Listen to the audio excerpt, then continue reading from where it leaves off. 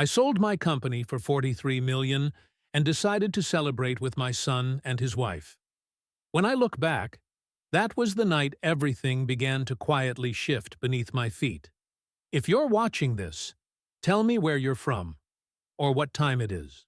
The restaurant was warm, candlelight catching the edge of the wine glasses like soft flame.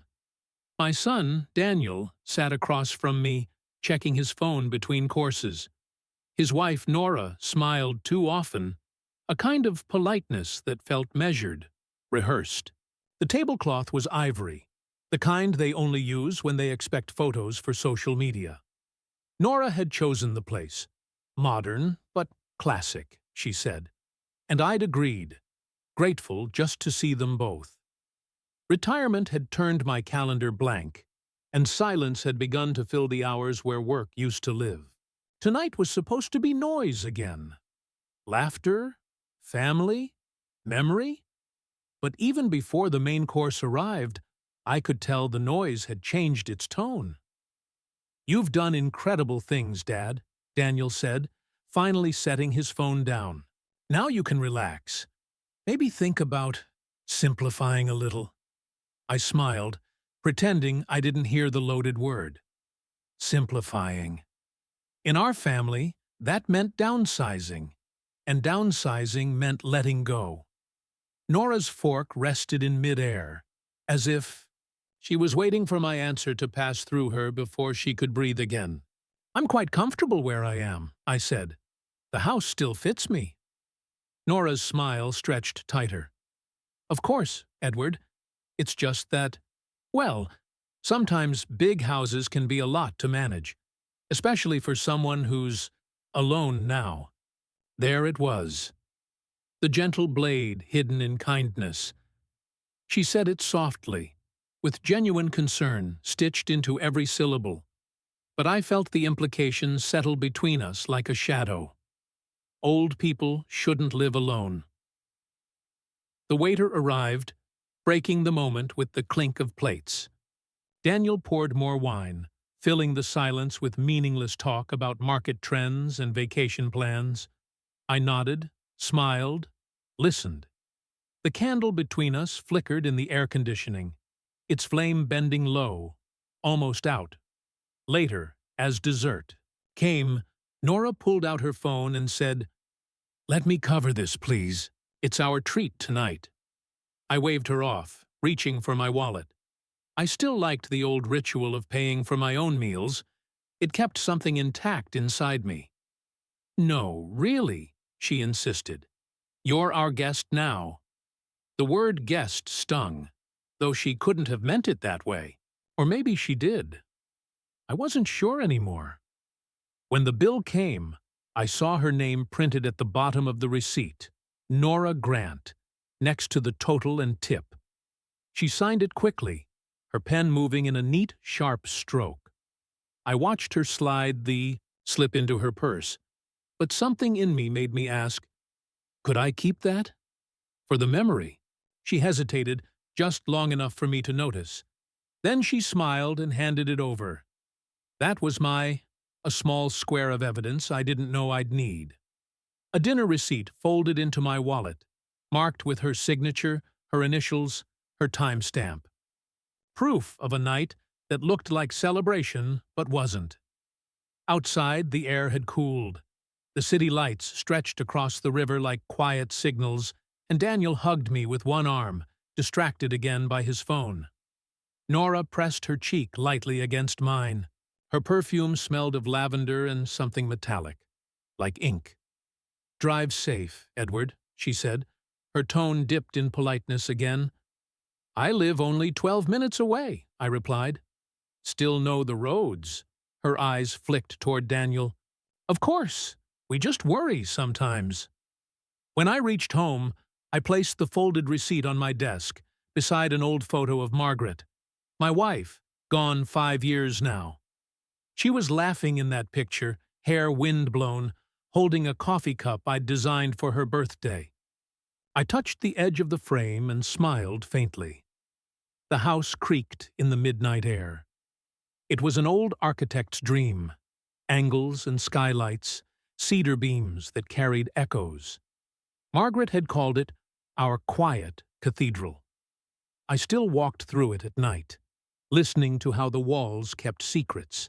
But something about the evening wouldn't let me rest. I took the receipt out again, flattening it under the desk lamp.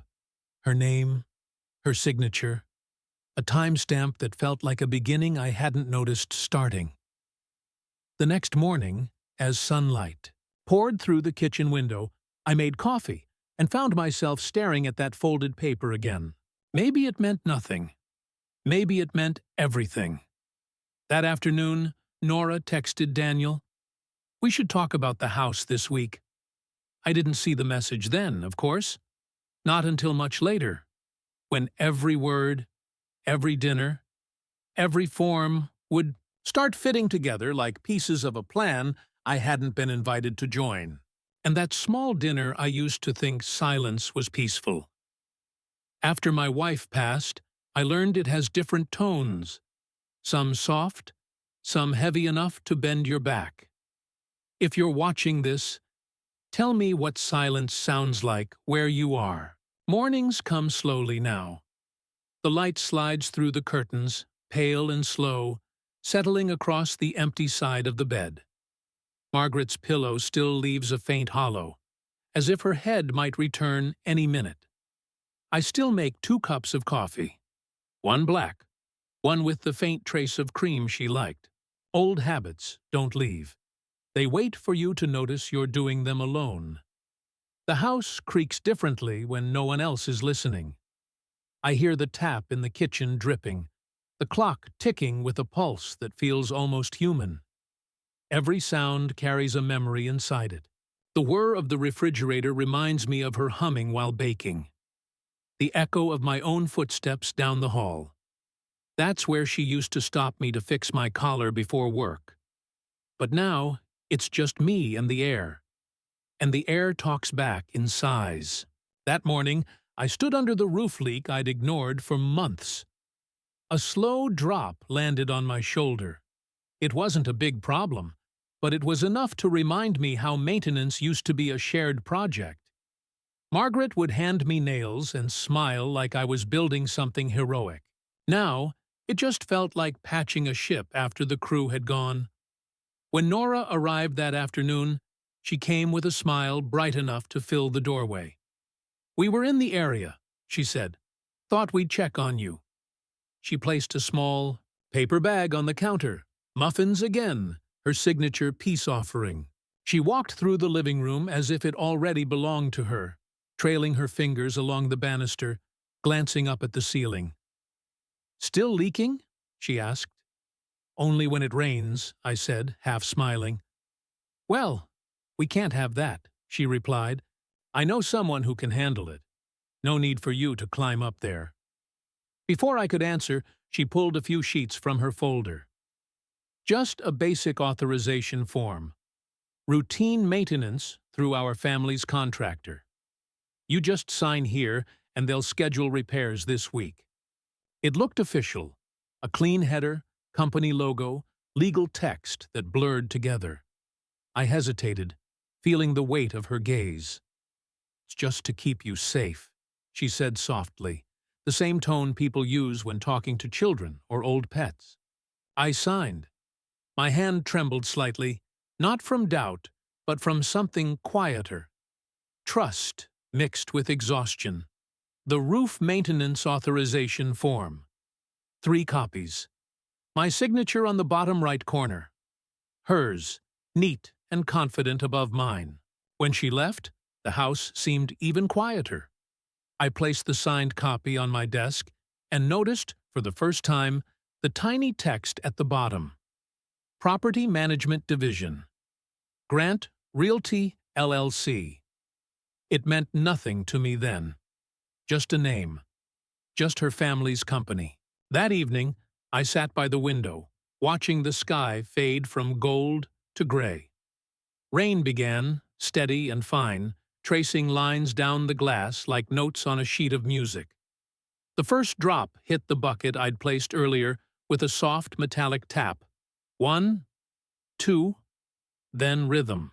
The phone rang. It was Daniel. "Dad, Nora said you signed the form. That's great. Less to worry about." I nodded, though he couldn't see. "She's efficient," I said. "Yeah, she just wants what's best for you." There was a pause. That small, loaded silence between father and son, when both know the words they're not saying. "Take care of yourself, Dad." Click. I stayed at the window long after. The rain had stopped, but the rhythm continued in my head. I looked at the empty chair across from me, the one Margaret always used for her evening tea, and whispered her name into the quiet. The room seemed to listen, then swallow the sound whole. Later, I opened my old drafting cabinet and took out a photograph. The two of us, 20 years younger, standing in front of the same house.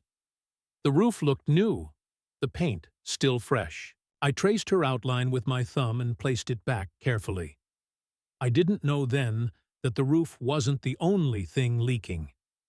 The papers I signed that day had already begun letting something else seep through. Ownership, trust, control. But for that night, I told myself it was just another repair, just another signature, just another drop in the bucket. And somewhere deep in the walls, silence took a new tone. Not peaceful, not hollow, but waiting.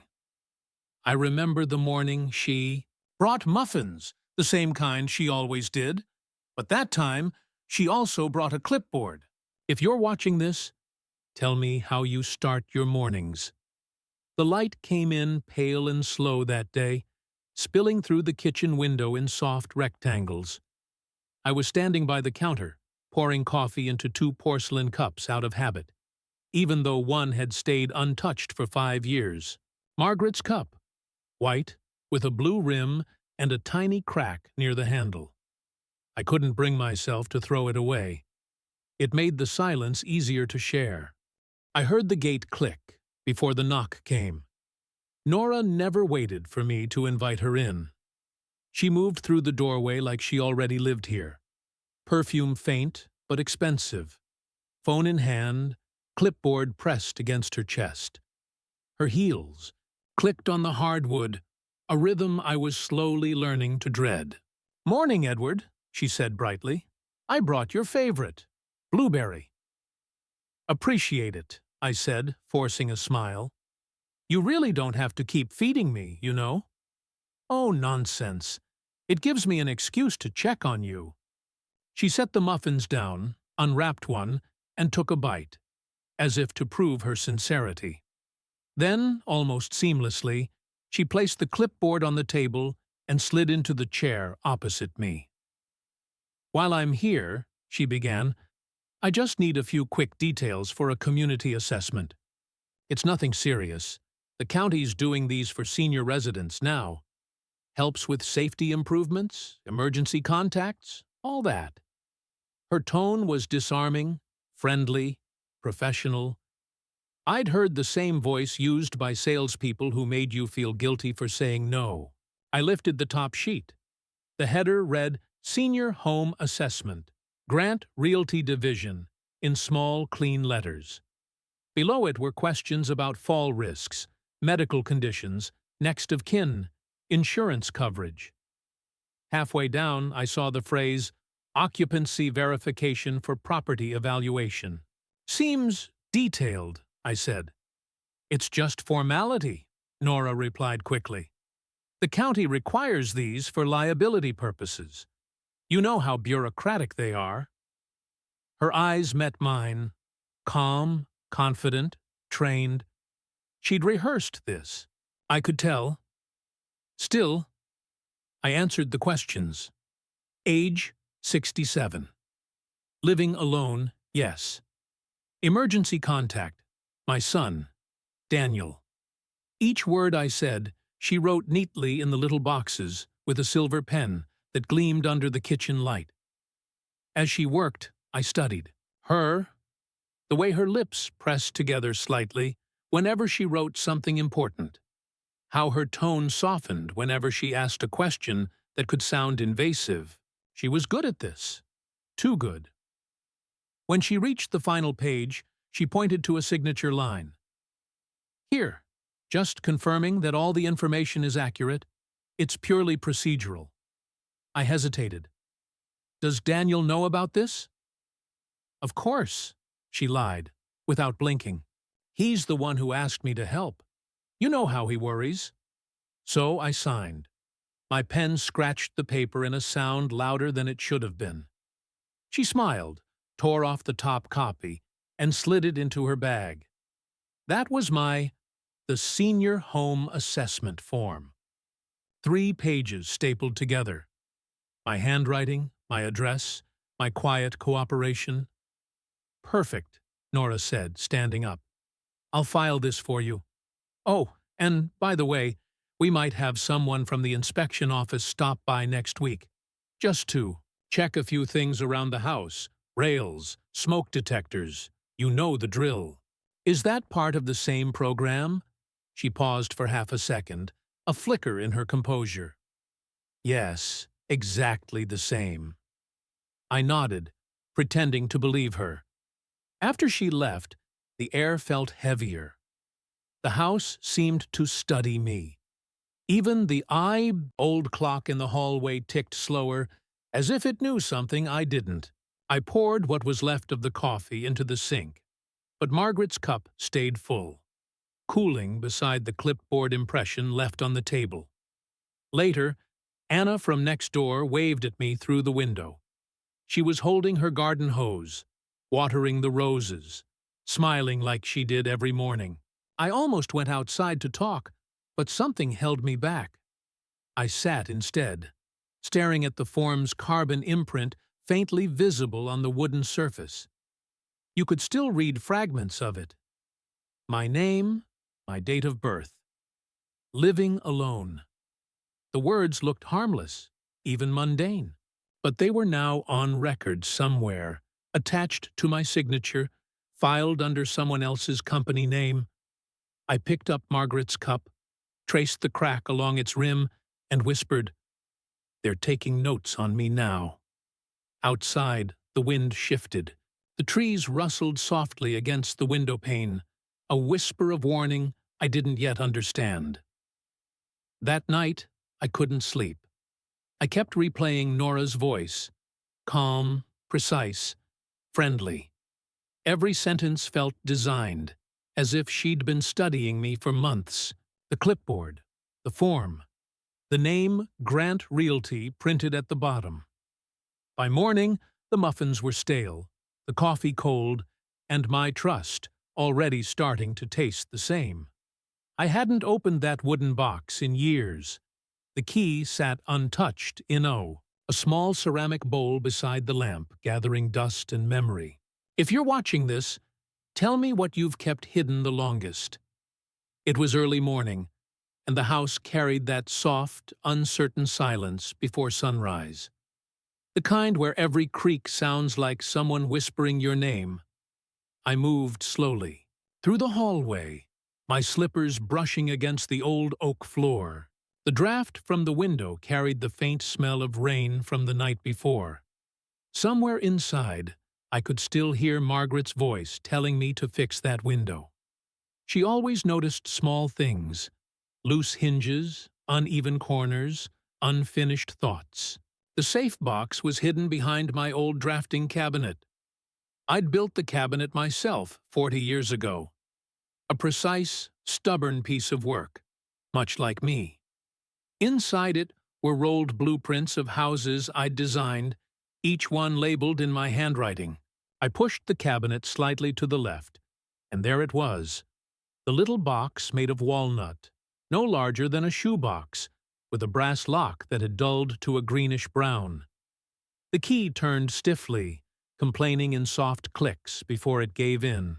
When the lid lifted, a faint smell of old paper and ink filled the air. That distinct, dusty perfume of the past. Inside were the small things Margaret and I once thought mattered.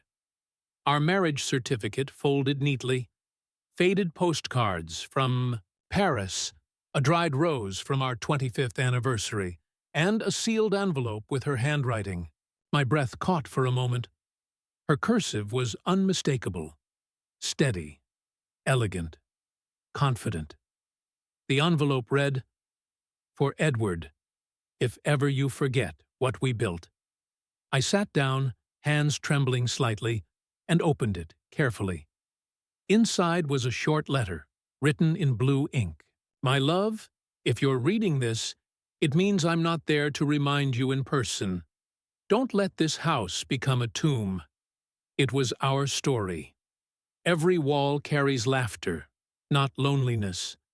Guard it, because someday someone will come trying to tell you it's too big, too quiet, or too old. But it's yours, and everything we were is written into its beams. Always, Margaret." I read it twice, maybe 3 times. The paper felt warm in my hands, as if her voice was still pressing through it. For the first time in months, I smiled without forcing it. That was a letter, handwritten by the woman who knew how to anchor me to what mattered. I refolded it carefully, slipped it back into the envelope, and returned it to the box. But as I did, I caught a shadow through the frosted glass near the doorway. Movement, fleeting and cautious. I froze, listening. The front gate clicked open. I walked to the window and peeked through the curtain. Nora's car. She was standing in the driveway, phone pressed to her ear. Her voice carried faintly through the cracked window. "Yes." "He's up," she said. "No, he won't notice. I'll have the contractor come tomorrow." I stepped back quietly, heart thudding against my ribs. The words were harmless on the surface. Contractor, tomorrow. But the tone wasn't. It was managerial, impatient, like someone confirming a delivery, not discussing a person. By the time I opened the door, she was already waving. "Morning, Edward," she called out cheerfully. "Sorry, didn't mean to startle you. I was just confirming the roof appointment." I nodded, masking the unease. "You're always early," I said. "Old habit," she replied, smiling. "Didn't want you to worry about the noise tomorrow." I didn't mention the phone call. I didn't mention the box either. She followed me inside for a moment, glancing around the living room. Her gaze lingered near the cabinet, where a faint rectangle of dust now outlined the space where the box had sat. Her eyes narrowed slightly, just enough for me to notice. "Cleaning up?" she asked. "Just sorting through old papers," I said evenly. "Good," she replied softly. "It's nice to see you staying organized." When she left, I locked the door and returned to the box. I wrapped it in a soft cloth and hid it deeper, beneath the floorboard panel inside the study, under the old rug Margaret had chosen. I'd built that hidden compartment myself years ago, a secret drawer for blueprints I didn't want clients to see. Now, it would protect something far more personal. I sat on the edge of the chair for a long time after, listening to the ticking of the clock. Every second seemed to echo through the house like a heartbeat. Outside, Nora's car engine hummed and faded into the distance. The silence that followed wasn't peaceful. It was alert, like the house itself was holding its breath. I ran my hand over the grain of the wood beneath my feet, feeling the outline of the box below. Margaret's words lingered in my head. Guard it, because someday someone will come. She was right, of course. That someday had already arrived, and she'd just waved to me from the driveway. When strangers start measuring your hallway, you realize something's already been decided without you. If you're watching this, tell me your city, the place that still feels like home to you. It was a Thursday morning when the white van arrived. No logo, no warning, just the soft thud of doors closing and footsteps crunching the gravel path. I was in the kitchen, stirring honey into my coffee, when I saw them through the window. Two men, clipboards in hand, dressed in matching gray polos. They moved with the quiet confidence of people who believed they had permission. By the time I reached the door, Nora was already standing there, smiling too brightly. "Edward, morning," she said, her tone lilting. "These are just the appraisers. Routine valuation, part of the maintenance process we started." I frowned. "Valuation?" "Completely standard," she said quickly. "Insurance requires periodic appraisals when the property's under review for safety upgrades." Her words slid together smoothly. Standard, routine, safety. Words that could pass for care but sounded more like control. I stepped aside. "Go ahead, then." The taller man, name tag reading Lewis, nodded politely. "Won't take long, sir. Just photos and measurements." They walked through the living room, snapping pictures of corners, floors, windows. One crouched near the fireplace, tapping the wood paneling with a small metal tool. The sound echoed sharply. I followed them at a distance, feeling like a ghost haunting his own house. Every flash of their camera left a white imprint on my mind, each one capturing pieces of my life I hadn't invited them to document. Nora trailed behind, explaining details that weren't hers to explain. This was built in the early 80s, right? Beautiful structure, but upkeep can be tough at this age. We might need to reinforce the beams or consider something newer, more manageable for Edward. I noticed how easily she said "we." "Who exactly requested this valuation?" I asked. "Your son, Daniel," she said smoothly. "You know how cautious he is. Just looking out for you." She wasn't lying entirely. Daniel was cautious, but he was also distracted, easily swayed by anyone who sounded more confident than him. The appraiser finished his circuit upstairs and came down with a clipboard full of numbers. "Lovely property," he said. "You'll have no trouble finding buyers if you ever decide to sell." Nora's smile froze for a split second before she recovered. "He means value-wise," she clarified quickly. "It's just nice to know what something's worth, right?" The man handed me a copy of the report. My .A printed property valuation sheet, 3 pages, signed by Grant Realty. I held it between my fingers, the ink still faintly warm. My name was printed at the top, but the section labeled Client listed Grant Realty, Authorized Representative, Nora Grant. I looked up. "Why does this say you're the client?" "Oh, that's just a formality," she said, laughing softly. "They had to file it through my company account for processing. Nothing to worry about." But my gut twisted. I'd worked with contracts all my life.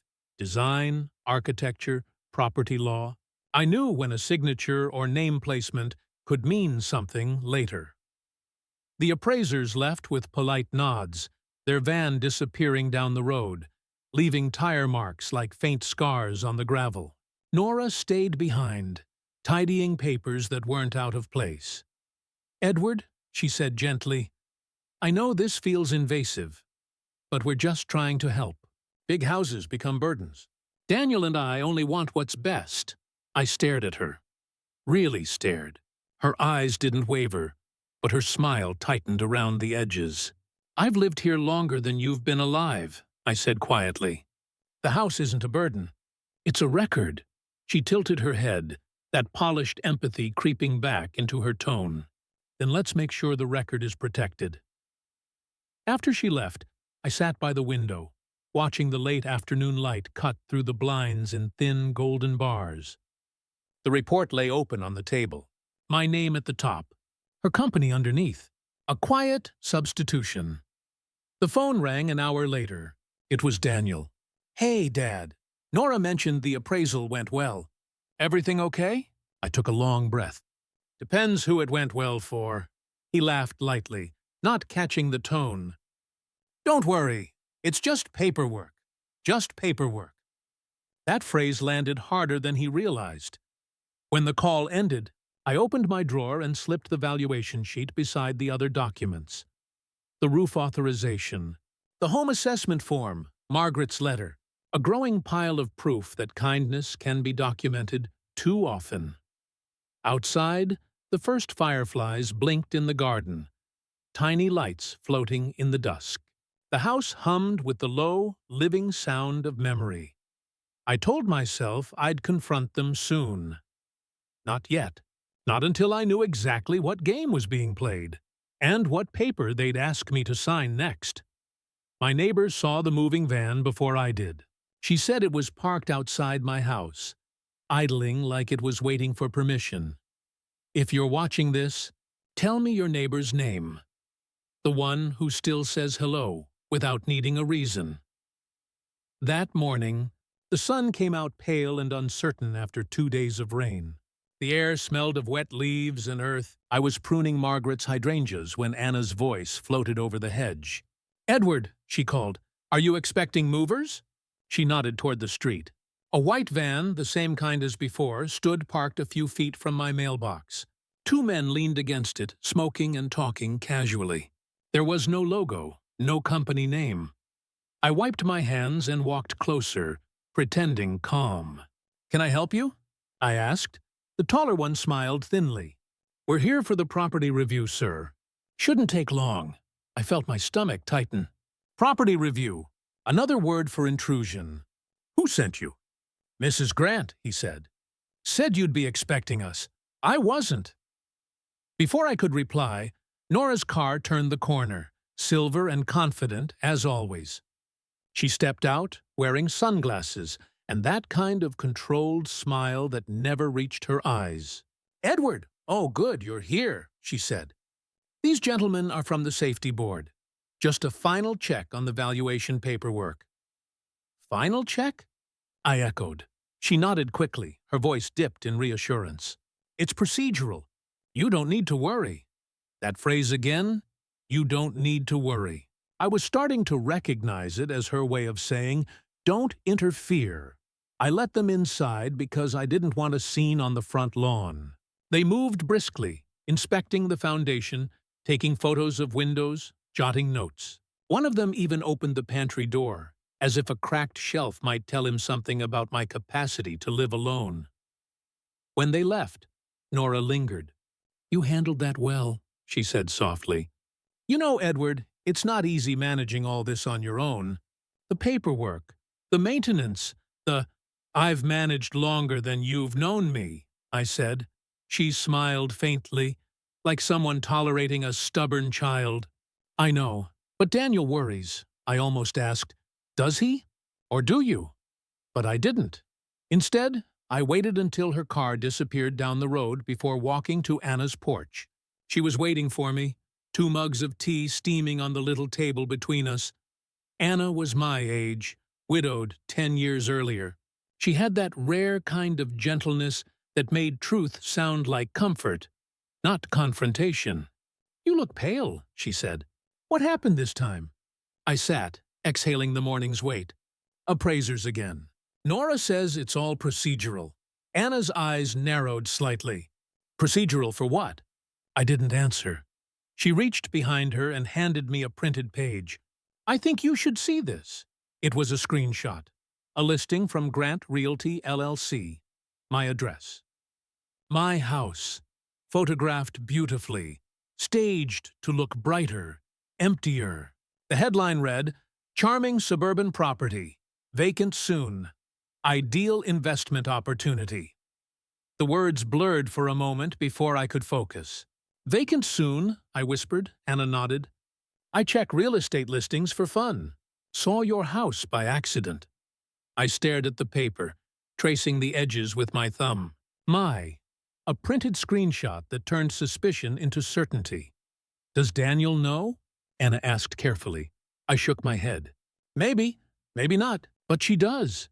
We sat in silence, the wind moving softly through her garden wind chimes. Somewhere down the street, the van door slammed shut. Anna leaned forward. "Edward, you need to document everything. Every visit, every paper you sign. Don't confront her yet. People like that use calm as a weapon." I nodded slowly. "You sound like my lawyer friend." "You have one?" "Oliver Pierce. Old colleague. I haven't called him in years, she smiled faintly. Then maybe it's time.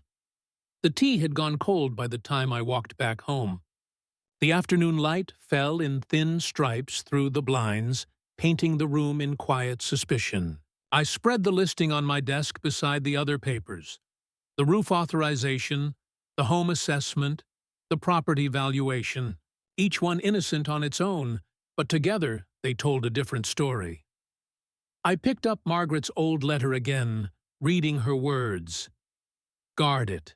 Someday, someone will come. The house groaned in the wind, as if agreeing.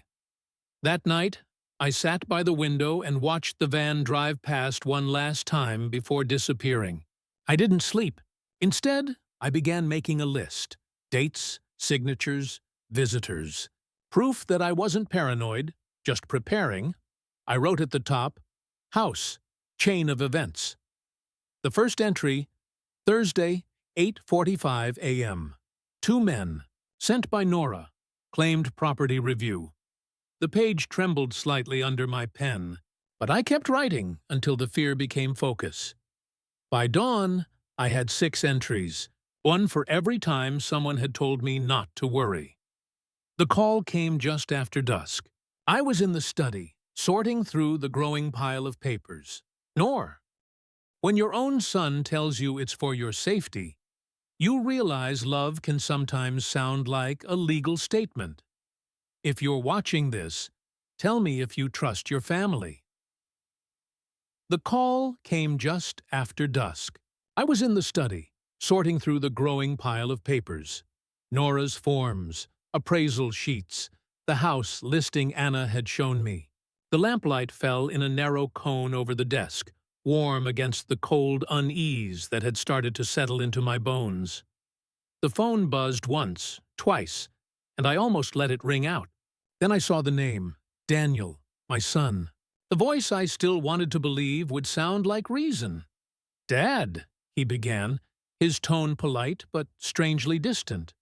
"You've been busy, huh?" Anna called. "Said there's been a misunderstanding about the house." "Misunderstanding?" I repeated. "That's one word for it." He sighed softly, the kind of sigh people make before delivering bad news they've already decided is good for you. "Look, Nora's been trying to help. You've got a lot on your plate. Maintenance, legal documents, safety inspections. It's too much for one person. We just think you'd be happier somewhere with support." "Support?" I asked, keeping my voice calm. "Or supervision?" There was a pause. I heard papers rustling on his end, the faint click of a pen, a sound that told me he wasn't just talking. He was reading from something. "Dad," he said finally, "there's a draft we'd like you to look at. It's a power of attorney form. Temporary, just so we can handle a few things for you. Bills, repairs, taxes. Nothing permanent." The air in the room changed. The quiet hum of the lamp suddenly felt loud, the ticking clock sharp. "Daniel," I said slowly, "who wrote this draft?" "Nora did," he admitted. "She's done all the research. It's for your convenience." Convenience. The same word people use before rearranging someone else's life. "I don't remember agreeing to that," I said. "You don't have to yet," he replied. "It's just ready, in case you want to make things easier. We're not trying to take control, Dad. Just trying to help." "Help," I echoed, the word tasting like dust. He continued, softer now, like he was negotiating with a client. "We're your family. You can trust us. It's not like anyone's forcing you to sign." I reached for the desk drawer and pulled out the most recent envelope Nora had left for review. I opened it slowly as Daniel spoke. Inside was a faxed power of attorney draft, stamped with my name, my address, and my signature. But I hadn't signed anything. The signature wasn't even a good imitation. The strokes were too smooth, too deliberate, the kind of forgery that assumed sentiment would blind me. "Daniel," I said quietly, "I'm looking at it right now." "At what?" "The document you just mentioned. It already has my signature." There was silence on the line, a long, heavy kind of silence that doesn't come from confusion, but realization. I, I don't know what you mean, he said finally, stumbling over his words. Then find out, I said. Because if this is how you help, I'd hate to see how you handle betrayal. Dad, but I ended the call. That was the power of attorney draft. Proof of trust turned into a transaction. I placed it gently atop the growing pile, smoothing the edges as if order could make it less personal. Outside, the streetlights flickered on, one by one, glowing against the window like small witnesses. I sat back in my chair, listening to the faint hum of electricity and the soft creak of the old floorboards. For a long while, I didn't move. I thought about the years I'd spent teaching Daniel how to build. First Lego towers, then confidence. I'd told him that architecture was about balance, that structure only stands when every piece supports the other. I never imagined I'd be the piece he'd try to remove. The phone buzzed again. A message this time from Nora. We'll come by tomorrow to discuss things calmly. Please don't make this harder than it needs to be. Harder for whom? I wondered. I turned off the lamp and sat in darkness. The house seemed to breathe around me. Slow, patient, protective. Margaret's words whispered in my head again. Guard it. I reached for my notebook and wrote. October 19th, 7:32 p.m. Daniel called. Power of attorney forged. Document faxed. Keep copy.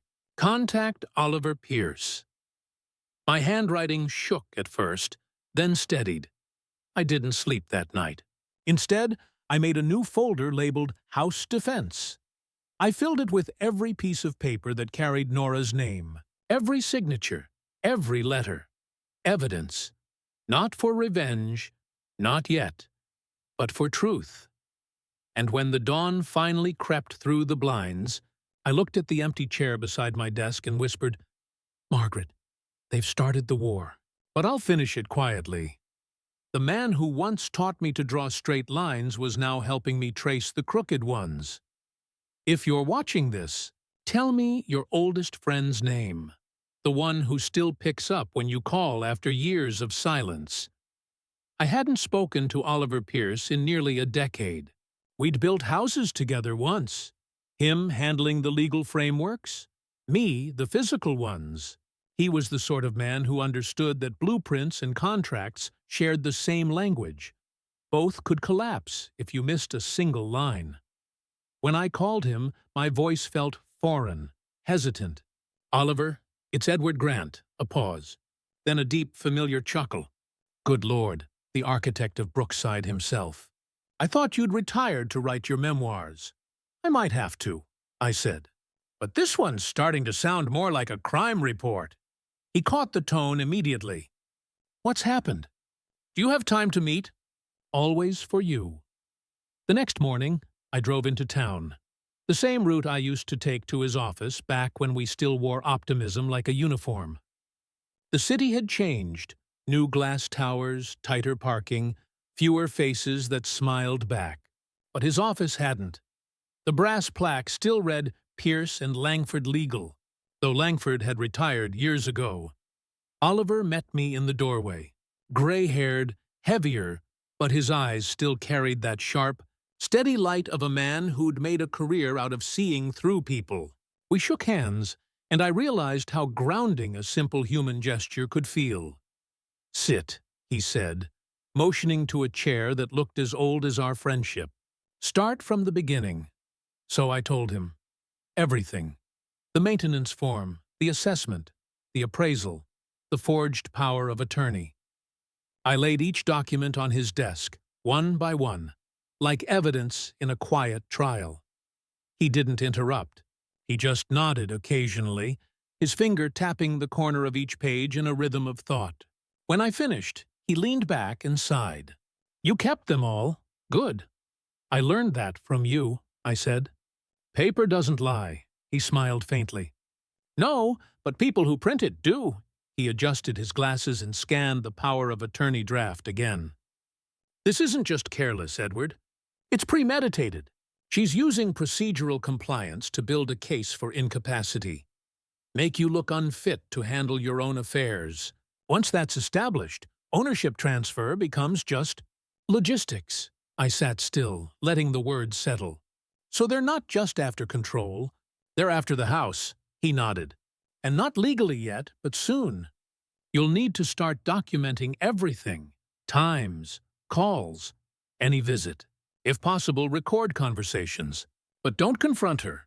Not yet. I knew what that meant. This was no longer a family misunderstanding. It was a quiet siege. That was Oliver's handwritten note on yellow legal paper. Collect evidence discreetly. No emotional reaction. Build a timeline. He signed it with his initials, O.P., as if sealing an unspoken pact.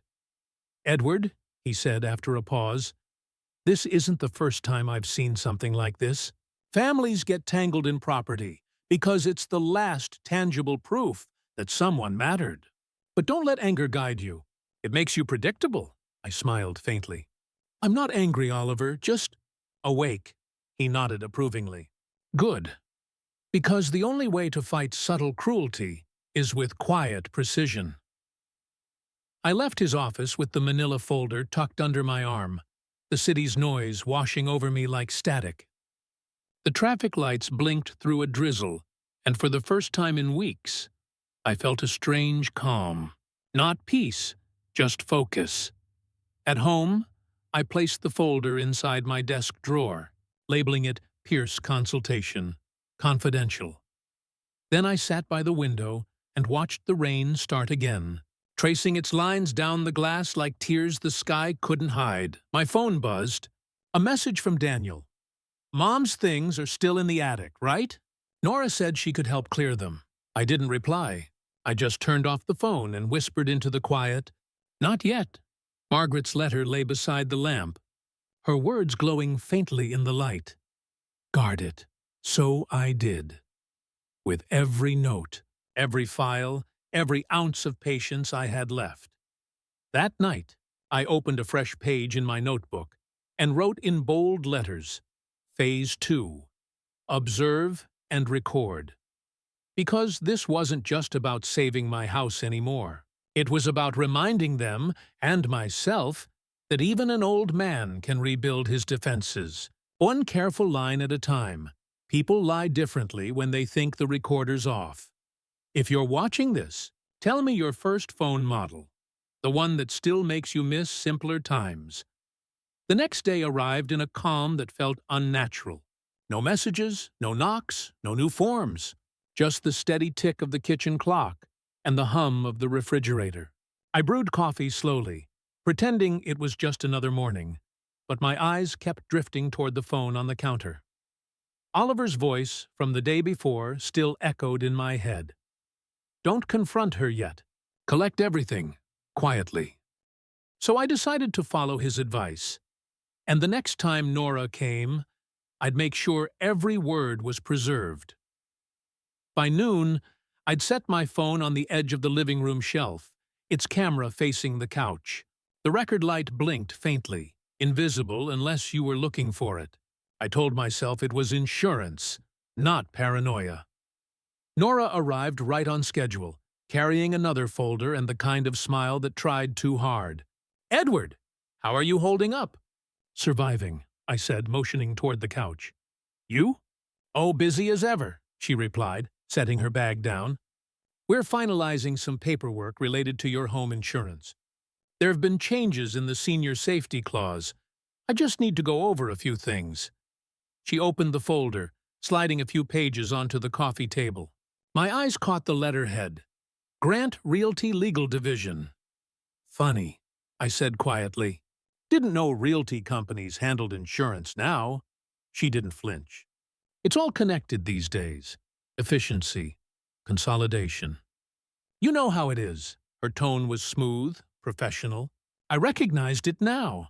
The voice of someone who'd practiced sounding trustworthy. I nodded, pretending to read. And what happens if I don't sign these? Nothing bad, she said quickly. But delays could cause coverage issues. We're just trying to keep everything simple. That word again. Simple. I let the silence hang, watching her eyes flicker toward the mantelpiece where the old family photos sat. It showed Margaret and me on the front porch, Daniel barely a teenager between us. Nora's gaze softened for a moment. Sympathy or strategy? I couldn't tell. Then she leaned forward, lowering her voice. Edward, between us, Daniel's been worried sick. He thinks this house might be too much for you. The stairs, the roof, the loneliness. He just wants to make sure you're safe. By taking the house? I asked evenly. Her smile didn't break, but her hands stilled. You're misunderstanding. It's about security. You'd still live here, of course. It would just be managed differently. Managed, I repeated. Meaning owned. Her jaw tightened. Only for a second, but enough. She looked away, pretending to straighten the papers. You're tired, Edward. This isn't the time for suspicion. You raised a wonderful son. Let him help. That was when I saw it. A flicker of impatience under the mask. A faint tremor in her hand as she reached for her pen. The tone people use when they've rehearsed too long. I decided to push. You sound like someone making a sale. Maybe I am, she said, with a small, sharp laugh. Selling you on a safer life. And that was the moment I knew she'd said enough. She gathered the papers, placing them neatly in her folder, unaware that my phone had caught everything, every word, every polished tone. When she stood to leave, she touched my shoulder lightly. I'll come back tomorrow. Maybe with Daniel, so we can all talk calmly. Of course, I said. Tomorrow. When the door closed behind her, I stood still for a long moment, listening to the silence grow heavy again. Then I walked to the shelf and stopped the recording. The file saved automatically with a timestamp. That was the audio transcript that would later become the first undeniable crack in her story. I watched the playback once, just enough to hear her words again. He just wants to make sure you're safe. Even on recording, the lie sounded gentle, almost caring. That night I called Oliver. I have something, I said. Good, he replied. Back it up twice. One digital, one printed transcript. And Edward, don't celebrate yet. A snake doesn't stop moving when you cut its tail. I printed the transcript, the words appearing in cold black ink. Nora Grant. It's about security. Edward Grant. Meaning ownership. Nora Grant. You'd still live here. It would just be managed differently. I placed the paper inside my folder, labeling it Evidence Row 1, Living Room Recording. Outside, wind rattled the windows, the first real storm of the season. The house seemed to shiver, but not from fear, from awareness, like it finally understood it was being defended. I sat at the desk until midnight, listening to the rain against the glass, the faint buzz of the recorder still echoing in my head. Tomorrow, she'd come back, with Daniel. Tomorrow, the real confrontation would begin, and I wouldn't be the one unprepared. She came with flowers and a folder that smelled faintly of lavender and ink. If you're watching this, tell me your favorite scent, the one that still reminds you of home. It was late morning when I saw Nora's car pull into the driveway, a pale blue sedan, spotless, efficient, and entirely too familiar. I'd brewed a fresh pot of coffee, though I didn't expect to drink any. I already knew what was coming. Not from instinct, but from pattern. Every time she brought flowers, she also brought something to sign. She knocked twice before letting herself in. "Edward," she said warmly, holding a bouquet of lilies. "Peace offerings. Are we at war?" I asked. "Of course not," she replied, smiling just enough to avoid answering. "I just thought we should talk in person, calmly." "You've been so tense lately." She placed the flowers on the kitchen counter, took a slow breath, then produced the folder from her bag. The air between us felt heavy with something unspoken. The kind of silence that hides a plan. Daniel and I were talking last night, she began. We think it might be time to consider a new arrangement, something that gives you comfort and security. Another form? I said. Her smile tightened. Not exactly. More like an opportunity. She slid the folder toward me. Inside was a glossy brochure with the words, Havenwood Senior Living, because you deserve peace. The cover showed a photo of an elderly couple laughing on a garden bench, the sunlight too perfect to be real. Is this what you meant by comfort? I asked. She nodded, still calm. It's beautiful, Edward. Private rooms, on-site medical staff, a community of people your age. You wouldn't have to worry about maintenance or cooking or being alone. I closed the brochure gently. And what about the house? That's the best part, she said quickly, almost too quickly. If we sell now, the market's ideal. You'd have full access to the proceeds for your care. Daniel and I would manage the paperwork, of course, just to make things easier. There it was again. Easier. A word that always seemed to mean for her. I leaned back, studying her. And you'd be handling the sale through your company? Grant Realty, she said, pride flickering across her face. We'd make sure everything's handled perfectly. You wouldn't have to lift a finger. I let the words hang in the air like smoke. She mistook my silence for hesitation. Edward, she said softly, I know change is hard, but this is the right step. You've had a wonderful life here. Maybe it's time to rest. Rest, I repeated, my voice barely above a whisper. You make it sound like a eulogy. Her smile faltered. That's not fair. No, I said. It isn't. But neither is this. Her eyes flicked toward the corner of the room, the same shelf where my phone had been recording yesterday. Today, it wasn't there. I wanted her comfortable, confident. I'll think about it, I said finally, my tone even. She exhaled, visibly relieved. That's all I ask. She reached into the folder again and handed me a single-page form titled Preliminary Enrollment Agreement. Just a draft, she said. No commitment. It helps secure a room if you decide later. I took the paper and studied it. There was a signature line at the bottom, but no small print this time. Just a company seal and the faint watermark of Grant Realty Legal Division. I picked up my pen, hesitated for show, then signed it. Her eyes brightened instantly. That's wonderful, Edward.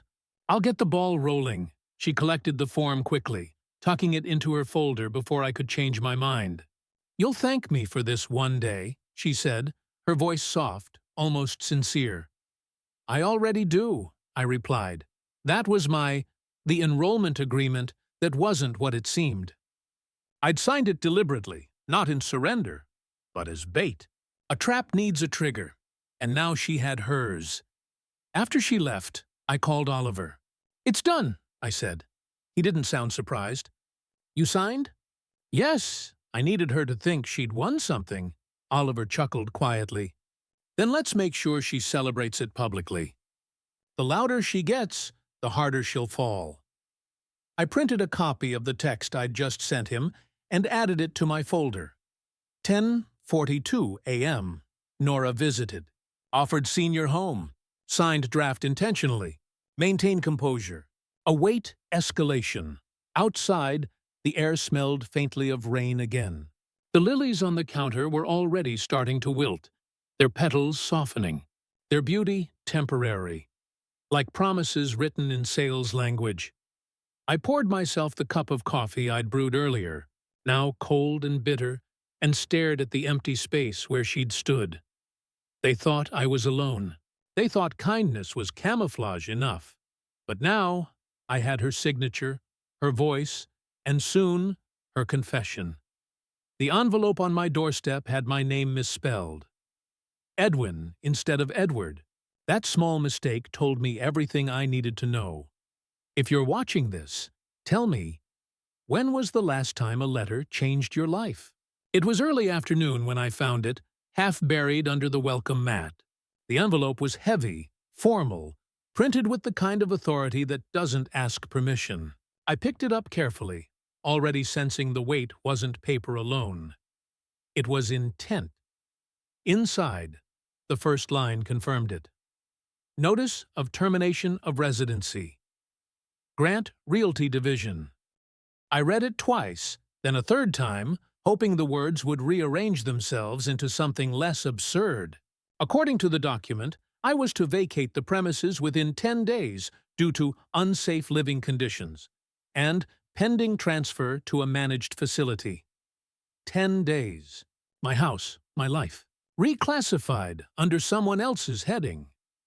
I sat at the kitchen table for a long moment, the letter trembling slightly in my hand. The late sun painted the room in soft orange, but it didn't feel warm anymore. The house, my house, suddenly seemed smaller, like the walls had leaned in to listen. Then the doorbell rang. Nora stood there, immaculate as ever, a faint smile on her face. "Edward," she said softly. "You received it, I assume?" I held up the notice. "You tell me, what is this supposed to be?" "It's just a procedural step," she said, her voice steady. "Nothing to panic over. Once the facility confirms your reservation, the paperwork will be retracted." "This is standard." "Standard for who?" "For families handling transitions," she said quickly. "The house has to be cleared before renovations. It's temporary." "Renovations?" I repeated. "You mean sale preparation?" She sighed, glancing at her watch like she had 100 other soft betrayals to deliver before dinner. "Please don't make this harder than it needs to be. You've already agreed to the move, remember?" "I agreed to nothing." Her smile cracked. "Not much, but enough." "Edward, we're doing this for your safety." Daniel signed off on it. "He understands it's what's best for you." That name again. My son. Her shield. I placed the letter gently on the table between us. "Tell me something," I said. "When you first met Margaret, my wife, do you remember what she said to you?" Nora blinked. "I don't," she said. "Our home is our memory." You nodded. "You even cried," her mouth tightened. "That was a long time ago." "Yes," I said. "And now you're trying to erase it." Her tone hardened. "You're being dramatic. We're trying to help you." "By evicting me?"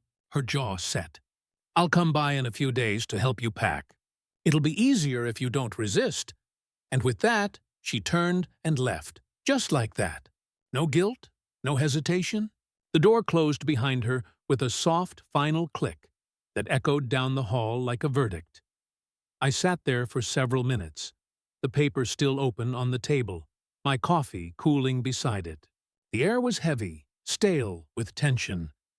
That was the eviction notice itself, stamped and signed. The official start of their endgame. I picked up my phone and called Oliver. He answered on the first ring. "It's begun," I said. He didn't ask for details. "Good. Don't fight back yet. Let them move first. The deeper they dig, the clearer the fraud becomes." I looked around the room, the photographs on the wall, the faint marks on the floor where Margaret's chair had once stood, the smell of old wood and dust and love. 10 days, the paper had said. 10 days to disappear from my own life. Should I leave it? I asked quietly. "No," Oliver said. "You'll stay, but you'll act like you're leaving. It's time to build your counterclaim." That night, I pulled out a small digital camera from the desk drawer, a tool from my old architecture days. I began taking pictures. Every room, every corner, every framed photo, every possession that bore my name. Proof of occupancy, Oliver had called it. When I was done, I sat at the table again and reread the letter. It was coldly efficient, the kind of language that sounded kind while stripping away everything human. Unsafe living conditions. Pending transfer. 10 days. I folded it carefully, slipped it into a plastic sleeve, and added it to the folder labeled House Defense. Then I wrote in my notebook, October 22nd, 6:13 p.m. Eviction notice delivered. Signed by Grant Realty. Nora present. Deadline, 10 days. No response filed. Outside, the street was quiet. A stray cat moved through the yard, pausing under the porch light before vanishing into the dark. I closed the notebook, placed it beside Margaret's letter, and whispered to the empty room, "They think 10 days is long enough to break me. Let's see what 10 days can build instead." The house creaked softly in reply, as if it understood. Every architect hides one design only he understands. A plan drawn not for clients, but for himself. If you're watching this, tell me what you've built with your own hands that still carries your name. The morning after the eviction notice, I didn't wake to an alarm. I woke to resolve. The sun was pale, shy behind the clouds, and the light fell across my desk like a soft invitation to begin. For the first time in weeks, the fear had sharpened into clarity. They wanted the house, but they didn't know what was inside it. I opened the hidden drawer beneath the rug in my study. The wood groaned as if remembering my touch. Inside was the walnut box I'd hidden earlier. Margaret's letter, our marriage certificate, the deeds, and a stack of blueprints bound in thin twine. I unrolled them carefully, the edges curling like the memory of time itself.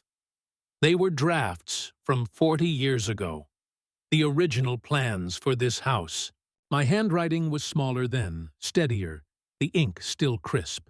I traced the lines with my finger, feeling the weight of every beam, every measurement, every detail that had once been an idea and now stood around me as proof. Then I noticed it, a section of the blueprint I hadn't thought about in decades, a small, hand-drawn notation beside the property line. Joint Ownership Clause, registered under Grant and Pierce Partnership, 1984. I blinked, reading it twice. That clause hadn't been decorative. Back when Margaret and I first built the home, Oliver had suggested a legal safeguard, an old architectural practice that linked ownership to both creator and occupant until re-registration. It meant that without my explicit consent, no third party could claim or transfer the property, not even family. My hands trembled slightly as I realized the irony. I'd built my own protection long before I needed it.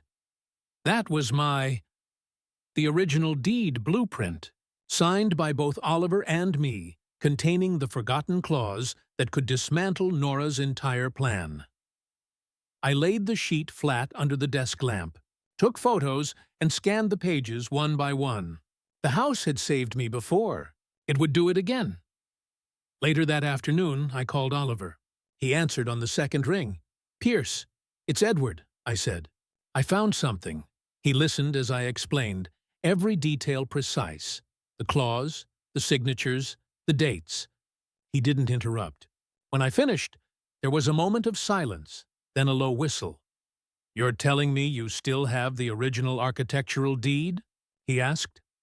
"Yes, with the partnership clause intact." "Well," he said, his tone shifting from concern to quiet admiration, "you just found your armor." He asked me to bring it in, but I refused. "No," I said. "Not yet. I want them to think I've accepted the move." "Smart," he replied. "Then hide the originals somewhere secure. I'll file a protective copy with the registry first thing tomorrow. If they try to transfer ownership before then, it'll flag as a legal dispute." "Understood," I said. "They'll never see it coming." That night, I wrapped the blueprint in wax paper and slipped it into a waterproof envelope. I lifted the floorboard in the study and placed it beside Margaret's letter, the two most important pieces of my life now lying side by side. As I sealed the compartment, headlights flickered through the blinds. A car slowed in front of the house, idling for a moment before driving off. My pulse steadied. They were watching, maybe checking to see if I'd started packing. I turned off the lights, sat in the dark, and listened. The rain had started again, pattering softly against the window pane. In that quiet rhythm, I could almost hear Margaret's voice. "You designed this place to last, Edward, so make it last." I whispered back, "I am." Before going to bed, I opened my notebook and wrote, October 23rd, 9:11 p.m. Located original blueprints. Clause confirming dual ownership under Grant and Pierce partnership. Hidden copy secured. Digital backup complete. I stared at the words for a long time, then added one more line beneath it. The walls remember who built them. Outside, thunder rolled distantly across the sky. The house stood firm against it, every beam, every joint, every plan I'd once drawn still holding its ground. Tomorrow, Nora would come again, expecting compliance. Tomorrow, I'd begin my own quiet construction. Not of wood or glass this time, but of evidence. And when she tried to tear it down, she'd find out that the foundation was older and far stronger than her greed could ever reach. Revenge doesn't feel like fire. It feels like patience, measured, quiet, and exact. If you're watching this, tell me the longest you've ever waited for justice. The next morning began with calm sunlight, the kind that tries to convince you nothing is wrong. I stood by the window, coffee in hand, watching the dew dry on the grass. Across the street, Anna was trimming her hedges, pretending not to watch my driveway. She didn't have to. She knew. By mid-morning, Nora arrived again, punctual, polished, confident. Her car gleamed like success. Daniel was with her this time, wearing his office suit though it was Saturday. That alone told me this visit wasn't family. It was business. They walked in without knocking, carrying boxes, clipboards, and expressions rehearsed in the mirror. "Dad," Daniel began, using a tone that felt both soft and corporate. "We just want to help you start organizing. It'll make the move easier." "I haven't agreed to any move," I said calmly. He exchanged a quick look with Nora. She took over, as she always did. "Edward, the facility has confirmed your reservation. We'll just record an inventory of items for the transfer. It's standard procedure." There it was again, standard procedure. She set her phone on the mantel, camera facing outward, pretending it was for convenience. I recognized the gesture immediately. She wanted her version of the story recorded, the one where she was the calm, reasonable caretaker, and I was the confused old man resisting change. She wasn't the only one recording. My phone, hidden in the bookshelf, had already been filming since the moment she walked in. 2 perspectives, 2 stories. 1 truth. Daniel began labeling boxes with yellow sticky notes. Kitchenware, decor, miscellaneous. I watched in silence as he placed one on the frame of Margaret's wedding photo. "Leave that," I said softly. He hesitated. "Dad, it's just—" "Leave it." His hand dropped, but the guilt in his eyes told me he didn't understand. Or maybe didn't want to. Nora walked through the living room, narrating her version to the camera. "We're helping Edward transition to assisted living for safety reasons. He's been cooperative, though slightly emotional. Slightly emotional." I almost laughed. When she turned her back, I looked at my hidden camera's red light, barely visible through the shelf slats. It was catching everything, her tone, her words, the staging. After 20 minutes, Nora pulled out a form. "One last thing," she said. "This just confirms we've begun relocation procedures." "Another form?" I asked, almost kindly. "Just acknowledgement," she said, sliding it toward me. "Signature only." I picked up the pen and signed. In the wrong place. Her smile froze. "Oh no, Edward, that's—" "I know," I interrupted. "That's the space reserved for the authorized agent, isn't it?" The silence that followed was sharp. Daniel blinked. Nora's jaw tightened. "That's fine," she said quickly. "We'll fix it later." She gathered the papers too fast, the gesture of someone caught slightly off balance. I let her. I wanted her to leave, believing the illusion of control was still hers. That was the relocation acknowledgement form, deliberately missigned to void its legal standing. One small act of rebellion wrapped in ink. After they left, I called Oliver. He listened without interrupting, then said, "Perfect. Now we wait for her to use it publicly." The minute she files that version, her whole argument collapses. I smiled faintly. "You think she'll file it?" "Oh, she will," he said. "People like her always want proof of victory. Just make sure she celebrates it loudly." Later that evening, I walked through the house, room by room, straightening things they'd touched. Every photo, every frame, every small detail restored to its rightful place. The air felt lighter once they were gone. Outside, the neighborhood was quiet, the streetlights humming softly. Anna crossed over with 2 mugs of tea. "They left?" she asked. "For now," I said. "Oliver called me," she whispered. "He said he's filing something in the morning." I nodded. "Good. It's time to set the next part in motion." We sat on the porch in silence for a while, sipping tea, listening to the wind move through the trees. For the first time, I felt the house breathe with me, not as a possession, but as an ally. Inside, the cameras kept recording, waiting for their next performance, and I knew exactly what scene I wanted to capture next. News travels fast when truth wants to be seen. If you're watching this, tell me, what's the first secret you ever let slip? And did it change anything? It started quietly, the way most storms do. A single phone call, a headline buried halfway down the local paper, and suddenly, the calm, polite world Nora had built around herself began to unravel. I didn't leak the story. Anna did. She'd called it community awareness. That was her phrase, soft and clever. She'd told a journalist friend, a quiet man who wrote small-town columns about kindness and trust.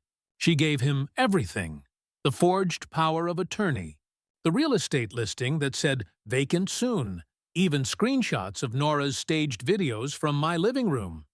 By the time the story printed, the headline read, "Local realtor accused of exploiting elderly homeowner.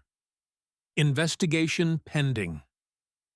I saw it on the doorstep that morning, folded neatly beside the milk. For a moment, I just stared at the words. Seeing my life summarized in bold font felt strange, like reading an obituary for someone who hadn't died yet. I took the paper inside, laid it flat on the table, and poured myself a cup of coffee. The front page smelled faintly of ink and satisfaction. That was a literal one this time. The newspaper clipping itself, evidence not of accusation, but revelation. Around noon, my phone buzzed with an unknown number. I answered, expecting Oliver. "Edward," a familiar voice hissed. "What did you do?" "Nora." Her tone was still calm, but I could hear the crack in it now. The breathlessness of someone who finally realized she wasn't untouchable. "I read about it the same way everyone else did," I said. "Front page, right under the weather report." "Don't play games," she snapped. "Do you have any idea what this could do to our reputation?" "Our?" I said softly. "Interesting choice of pronoun." She went silent for a beat, then lowered her voice. "You've made a mistake, Edward. A serious one. We can still fix this quietly if you retract your statements." "What statements? I haven't spoken to anyone." "Then who—" She stopped mid-sentence. "Anna?" she whispered. "That nosy old woman. She's my neighbor," I said. "And unlike some people, she cares about who lives next door." Her tone shifted. Icy now. "You've just complicated everything. The investors are asking questions. The property deal might fall through." I smiled into the receiver. "Then maybe it was built on the wrong foundation." "You think this is over?" "I think it's starting." I hung up before she could answer. Half an hour later, my landline rang again. This time it was Oliver. His voice was calm, professional, but there was a trace of pride beneath it. "The article did the work for us," he said. "Public exposure means they'll have to respond officially." I've already filed your ownership clause at the county office. Legally, the house can't be transferred until the dispute is resolved. So they're cornered, almost. She'll try to reach out again, probably not to you. Watch how Daniel behaves next. And Oliver was right. That evening, my son arrived alone. He stood in the doorway like a man who'd been running from something that finally caught him. His tie was loose, his face pale. "Dad, I didn't know she—" I raised a hand. "Don't explain yet. Sit." He did. For the first time in weeks, he looked like my son again, not Nora's shadow. "I saw the article," he said quietly. "She's furious. She said you're trying to ruin her career." "I didn't have to," I replied. "She did that herself." He rubbed his forehead. "I thought it was just paperwork. Insurance, renovations. I swear I never meant for it to go this far." "I believe you," I said. And I did. He'd always been too trusting, too willing to outsource his judgment to anyone who spoke with confidence. He looked up, eyes wet. "She says you forged that signature yourself." I laughed softly. "Of course she does. That's the only card left in her hand." Outside, a car engine idled briefly, then drove off. Probably hers, circling, watching, realizing control had slipped away. After Daniel left, I clipped the newspaper to the inside cover of my folder, beneath Oliver's legal notes. The pages were getting thick now, the kind of evidence that carried weight in both hands. I poured another cup of coffee, stronger this time, and stood by the window. The world outside looked cleaner somehow, rinsed by truth. Nora's voice still echoed faintly in my head. "You've made a mistake." Maybe I had, but it was one I was willing to make again. Because some mistakes are just another name for justice taking its time. The phone buzzed once more. A message from Oliver. "Hearing scheduled. Monday, 9 a.m. Bring all documents." This is where we finish it. I smiled. The house, silent around me, seemed to exhale. I closed my folder, looked at the blueprint drawer one last time, and whispered, "You've done well, old friend. Now let's end this properly." Courts are quieter than churches. The air feels heavier there, like truth itself is afraid to make a sound until it's called. If you're watching this, tell me. Do you still believe in justice? The courthouse stood at the edge of town, tall and pale, its steps worn by years of small human tragedies pretending to be paperwork.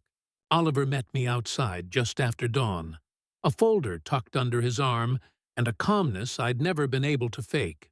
He'd always said that trials weren't about truth. They were about proof. And today, we had both. I wore the same navy suit I'd worn at Margaret's funeral. Not for sentiment, but for steadiness. She'd always said, dark blue made me look unshakable. And today, I needed that illusion. Inside, the courtroom buzzed softly. Lawyers whispering, papers shuffling, chairs scraping against marble floors. Nora sat 3 rows ahead with her attorney, a sharp-faced man who looked like he billed by the second. She wore black, dramatic, the kind of outfit meant to broadcast dignity. Daniel sat beside her, staring at the table, avoiding my eyes. Oliver leaned toward me. "Don't speak unless the judge asks. Let me handle the foundation. You provide the structure." "Architecture and law," I murmured. We were bound to meet again. He smiled faintly, then rose when the judge entered. The room fell still, the kind of silence that hums in your ears. "Case 2175, the clerk announced. Grant versus Grant Realty, ownership dispute." And just like that, my home was no longer a home. It was Exhibit A. The opposing attorney started first, his voice smooth as polished wood. "Your Honor," he said, "this is a matter of concern for Mr. Grant's well-being. His son and daughter-in-law have taken every responsible measure to ensure his safety after observing signs of cognitive decline and poor home maintenance. This is a family, Not a lawsuit. Oliver stood slowly, letting the man's words settle like dust before brushing them aside. Your Honor, he said, what you're about to hear isn't a story about safety. It's a story about ownership, of property, yes, but also of dignity. My client isn't incapable. He's being erased.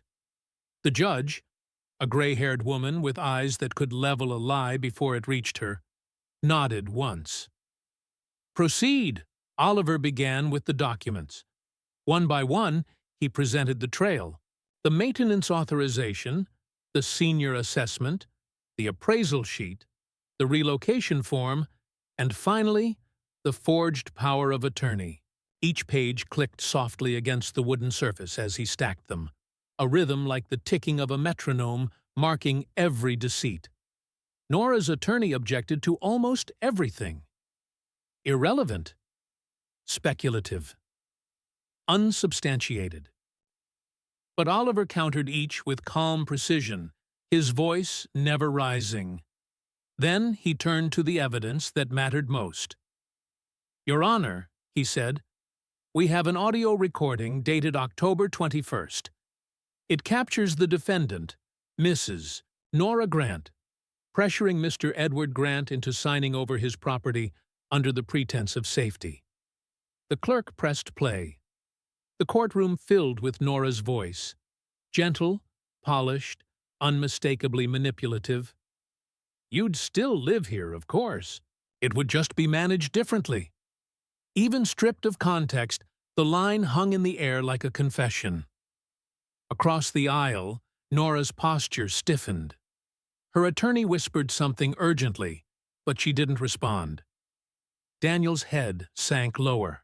The judge folded her hands. That's clear enough, she said quietly. Mr. Pierce, continue. Oliver handed her the next document. The blueprint clause showing joint ownership between Grant and Pierce Partnership, signed and notarized in 1984. This, Oliver said, predates every claim made by the defendants. Legally, this property cannot be transferred, sold, or reassigned without the joint consent of both listed parties, one of whom, my client, is very much alive. For a long moment, no one spoke. The silence in that courtroom was the kind that changes air pressure. Finally, the judge nodded. I'll need time to review this, but I can tell you now, this isn't a guardianship case anymore. This is fraud.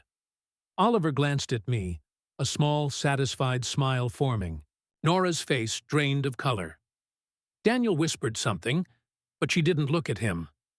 As the session adjourned, the judge added, We'll reconvene after validation of these documents. Until then, all actions against Mr. Grant's property are frozen. Frozen. The word sounded beautiful. Outside, the afternoon light poured down the courthouse steps, bright and cold. Oliver clapped a hand on my shoulder. You just won the first round, he said. Feels like I've been building this case for 40 years, I replied. Maybe you have, he said. Some houses are built to outlast storms, especially when their foundations were drawn by the right hands. That night, I placed the court binder beside Margaret's letter and whispered, We're almost home. The next step would not be legal. It would be human. She left me her words instead of her wealth, and somehow they turned out to be worth far more. If you're watching this, tell me, what would your last message say if someone found it years too late? The night after the first court hearing, I couldn't sleep. The house was calm, but my mind wasn't. The victory wasn't final, just paused, like the silence between thunder and its echo. I sat at my desk, the same one where Margaret once balanced our checkbook, and I drafted designs late into the night. Her handwriting still lived on scraps of paper tucked in the drawers. Grocery lists, phone numbers, little reminders that felt like ghost notes of a life we'd built together. The envelope lay in front of me, The one I'd kept sealed for years after she died. For Edward, if ever you forget what we built. I'd read it once already, weeks ago, when everything started to crumble. But something in me knew the letter wasn't finished. I hadn't yet understood what she wanted me to, so I opened it again. The paper had yellowed slightly, the ink softened at the edges, but her voice was still clear. Neat, precise, the way she always wrote when she was trying to make me see sense. My love, you've spent your life designing things that outlast you. Walls, roofs, arches. But don't forget that memory is an architecture too. The lines you drew on these blueprints, you also drew across people. Me, Daniel, everyone you gave shelter to. If anyone ever tries to take away what we built, don't fight them with anger. Fight them with evidence, with patience, with truth. Because a house isn't just wood and stone, it's proof that we were here and that we loved well. Yours always, Margaret. I sat back, the paper trembling slightly in my hands. Fight them with evidence, she'd written. Not fury, not pride. She'd always been ahead of me, even now. That letter, that simple sheet of paper, had become my again, this time as courtroom evidence. Oliver had asked for something personal, something that proved shared ownership intent. Nothing in legal language could say it clearer than her handwriting. The next morning, I delivered the letter to him. His office smelled faintly of old wood and ink, the scent of law and time. He read it in silence, lips moving slightly as he absorbed every word. When he finished, he leaned back in his chair and exhaled. This, he said, holding it gently by the edges, isn't just sentiment, it's clarity. It proves joint intent, co-creation. The court can recognize that as testamentary reinforcement. Margaret's voice will finish what we've started. Will it be enough? I asked. He smiled faintly. Her words have already outlasted her.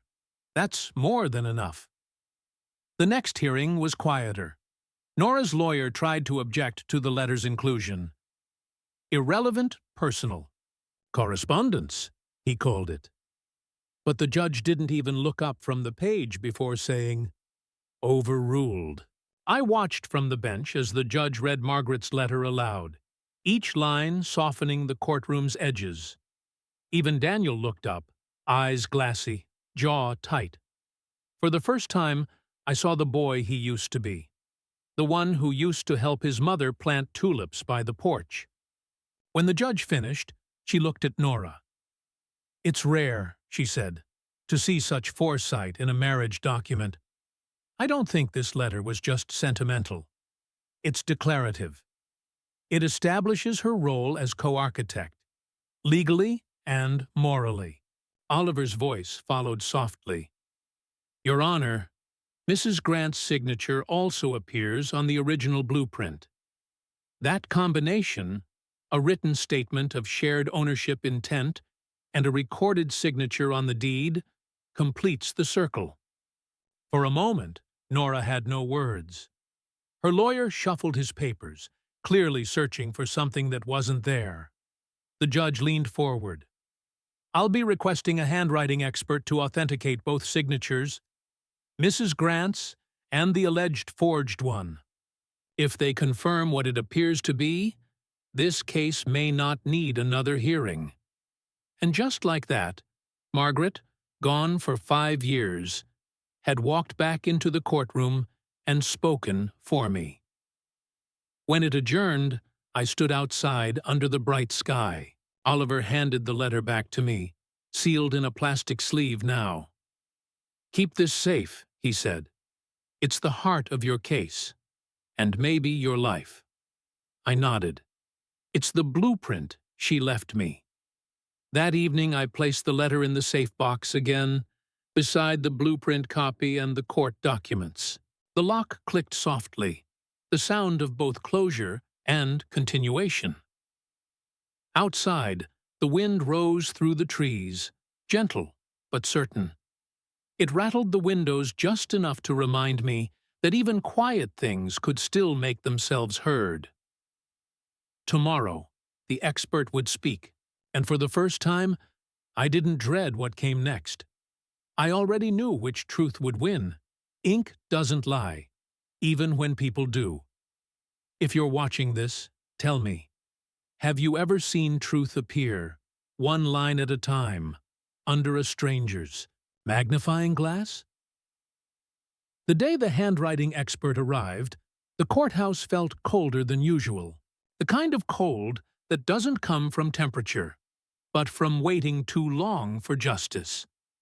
Oliver and I sat together at the plaintiff's table, the folder between us like a quiet weapon. Across the aisle, Nora whispered to her attorney, her expression perfectly neutral, a portrait of composure she'd painted for the world. Daniel sat behind her, hands clasped, face pale. The expert was a small man named Dr. Everett Sloan, the kind of professional who looked like he'd been born inside a library. His gray suit hung slightly loose on his frame, his glasses thick enough to double as magnifiers. When he spoke, his tone carried the calm certainty of someone who trusted paper more than people. He was sworn in, and the judge gestured for him to begin. "Dr. Sloan, you've reviewed the documents in question?" "Yes, Your Honor." 3 sets of signatures. The verified handwriting of Mr. Edward Grant, the alleged power of attorney document, and the historical letters belonging to Mrs. Margaret Grant. Proceed. He opened his case file, pulling out enlarged photographs mounted on boards. From where I sat, I could see every stroke, magnified loops of ink, the tilt of each letter, the pauses where breath met paper. "The forged signature on the power of attorney," he said, pointing with a thin silver pen, "shows deliberate replication. The spacing is mechanically consistent. No natural tremor, no fluidity of habit. It was copied, not written." Nora's attorney rose immediately. "Objection! Speculative." Dr. Sloan didn't even glance at him. "No speculation, counselor. This is what forgery looks like. Every genuine signature has rhythm, a pulse. This one's dead." The courtroom murmured softly. The judge raised a hand for quiet. "Continue, doctor." He nodded, moving to the next board. In contrast, Mrs. Margaret Grant's handwriting, found in her letter and on the original architectural deed, matches precisely, down to the individualized curvature of her lowercase r and the connective stroke between her T and H. These signatures are authentic. The judge leaned forward, studying the images closely.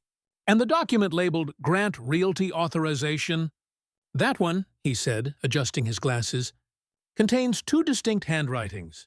One belonging to Mrs. Nora Grant, and another traced attempt at Mr. Edward Grant's. Both dated within hours of each other, as indicated by the ink's degradation pattern. It's a dual forgery, Your Honor. Drafted, signed, and backdated to simulate consent." The sound that followed was the kind of silence people hold when they realize something irreversible has happened. Nora's attorney whispered furiously in her ear, but her expression didn't move. Daniel finally looked up, and when he did, it was at me. For the first time, his eyes weren't defensive. They were wet. Oliver rose. "Your Honor, I submit Dr. Sloan's findings as Exhibit 14, verification of forgery and authentication of original joint ownership." The judge accepted the documents, her pen tapping once against the desk. "Exhibit admitted." Then she looked directly at Nora. "Mrs. Grant, do you wish to contest this expert analysis?" Nora's lawyer stood, face tight. "We request time to review these findings independently." "Granted," the judge said. "But understand, this review doesn't delay the ruling. You'll need something extraordinary to counter physical proof." That was it. The line in ink became a wall. I watched Nora's shoulders stiffen, her perfect composure cracking at the edges. Her voice trembled just slightly as she turned to Daniel. Say something, but Daniel didn't. He only lowered his head. The session ended early. Outside, the light had turned soft and forgiving, the kind of light that falls after long storms. Oliver and I stepped onto the courthouse steps together, the city hum faint in the distance. He smiled quietly. "That was it, Edward." "The turning point," I nodded, exhaling. "She built everything on signatures. It's only fair that ink brings it down." That evening, I returned home and placed Dr. Sloane's report in my folder, labeling it carefully. Exhibit 14. Verified forgery. Authenticated ownership. Then I sat by the window, the same spot I'd used for months of doubt, and felt something I hadn't in a long time. Relief that didn't need words. The house felt different too. Lighter, awake, almost proud. I poured myself a drink, the first in months, and lifted it toward the air around me. "To Margaret," I whispered. "To Oliver. To truth. That doesn't age." Outside, the sky deepened into dusk, and for once, the quiet didn't feel like waiting. Tomorrow would bring the verdict, and with it, the last decision I'd have to make: mercy or revenge. Winning feels heavier than losing when it's family. If you're watching this, tell me, what does forgiveness mean to you when the person you're forgiving never asked for it? The verdict came on a Friday, the kind of day that looked calm from the outside. Sunlight neat, birds busy. The world pretending nothing monumental was about to happen. I woke before dawn and stood in front of the mirror longer than usual. The man staring back at me looked older. Yes, but not broken. Just finished with pretending weakness was politeness. At the courthouse, the air was crisp and humming with quiet tension. Nora sat at the defense table, her hair pinned tight, her eyes hidden behind practiced calm. Daniel wasn't beside her this time. He'd sent a text that morning. "I can't defend her anymore, Dad. I'll be there." But in the back, Oliver adjusted his tie and gave me a reassuring nod. "We've done our part," he whispered. "Let the truth do the rest." When the judge entered, everyone rose. The shuffling of papers, the clearing of throats, all those small human sounds that happen right before something irreversible. After reviewing the expert findings and original deed documents, the judge began, "This court finds that the power of attorney and related realty authorizations were indeed falsified. The joint ownership clause of the Grant and Pierce partnership remains valid. Therefore, the property in question legally and fully belongs to Mr. Edward Grant." The gavel struck once, a sound clean enough to cut through every month of silence. But the judge wasn't finished. "Furthermore," she added, her tone sharpening, "Mrs. Nora Grant is hereby referred to the district attorney's office for potential charges of document forgery and elder exploitation. The court also advises restitution of any profits derived from the attempted sale listing." I didn't look at Nora. I didn't need to. The sound of her breathing, shallow, uneven, said everything. Daniel stood in the back row, head bowed. When the session ended, he approached slowly, his hands trembling like he was afraid I'd turn him away. "Dad," he said, voice cracking. "I didn't know how bad it was. I should have—" I stopped him with a small wave of my hand. "You should have listened sooner," I said softly. "But you're here now. That's enough." He looked at me, tears gathering. "I'll make it right." "I swear." "You can't," I said. "But you can start over. Without her." He nodded, eyes red, the kind of broken that finally makes space for rebuilding. That was the judgment copy Oliver handed me outside the courthouse. Stamped, signed, official. I'd won. On paper, at least. Oliver placed a hand on my shoulder. "You've done it," he said. "You could press for full charges, damages even. Do you want to?" I looked out across the parking lot, where the light bounced off car hoods like waves. Nora stood near her sedan, her lawyer talking fast beside her. But she wasn't listening. She just stared at me. Not with anger, with something quieter, disbelief, maybe even grief for the empire she'd built on manipulation. I took a breath. No, I said finally. No damages. No vengeance. Just the truth on record. Oliver studied me. You're sure? After everything? Absolutely, I said. Because mercy costs more. But it pays back slower and cleaner. He smiled faintly, understanding. Then you've already won twice. On the drive home, the road felt longer but lighter. The house came into view like an old friend waiting at the end of a long misunderstanding. The front gate creaked when I pushed it open, the same sound it made the day Margaret and I moved in. Inside, the light filtered through the windows in slow, golden ribbons.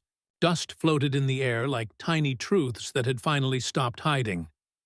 I walked into the study, opened the safe, and placed the court judgment beside Margaret's letter. Together, they looked like two halves of a promise. Love and justice, side by side. I poured myself a cup of coffee, sat by the window, and listened to the house breathe again. Every sound, the ticking clock, the faint hum of the refrigerator, the wind brushing the curtains, felt alive. Later, Daniel called. "Dad," he said quietly, "I ended things with her. I'm staying at a friend's for now. I don't deserve your forgiveness, but I'll try to earn it anyway." "You don't have to earn it," I said. "You just have to learn from it." Outside, the first stars began to appear, faint, distant, but steady. The war was over, but the weight of victory lingered, heavier than anger, softer than peace. I closed my eyes, hearing Margaret's words again. Fight them with evidence, with patience, with truth. She was right, as always. And I'd finally done all three. Strange, writing your own ending while you're still breathing. If you're watching this, tell me, who would you leave your house to if walls could remember you better than people could? The courthouse dust had barely settled when I began to think about legacy, not the kind written in marble or money, but the quieter kind, built in handwriting and intention, the kind that can't be taken, only passed. That evening, I sat at the same desk where I'd once drawn blueprints for other people's dreams. This time I wasn't designing walls. I was designing closure. The house was silent except for the soft hum of the ceiling fan and the steady scratch of my pen. Outside, the sky was fading into that gentle kind of twilight that forgives everything it touches. On the table beside me sat the old folder labeled House Defense, now replaced with a new one, Final Arrangements. Oliver had offered to help, but I refused. This one, I'd told him, I have to draft myself. I opened a clean page and began to write. Last Will and Testament of Edward Grant I. Edward Grant, being of sound mind and full memory, do hereby declare this my final will. I leave the house at 314 Brookside Lane, not to my son, nor to any blood relative, but to the Brookside Community Library Foundation, under the condition that it be converted into a public reading space. I request that the study, my wife Margaret's favorite room, remain as it is, untouched except for the addition of a plaque, for all who still believe in evidence and kindness. To my son, Daniel Grant, I leave forgiveness, not because it is owed, but because it is necessary. To Nora Grant, I leave nothing, not out of bitterness, but because she already took enough. And to my late wife, Margaret Grant, I leave my gratitude for designing a life that outlasted deceit. When I signed my name at the bottom, my hand didn't shake.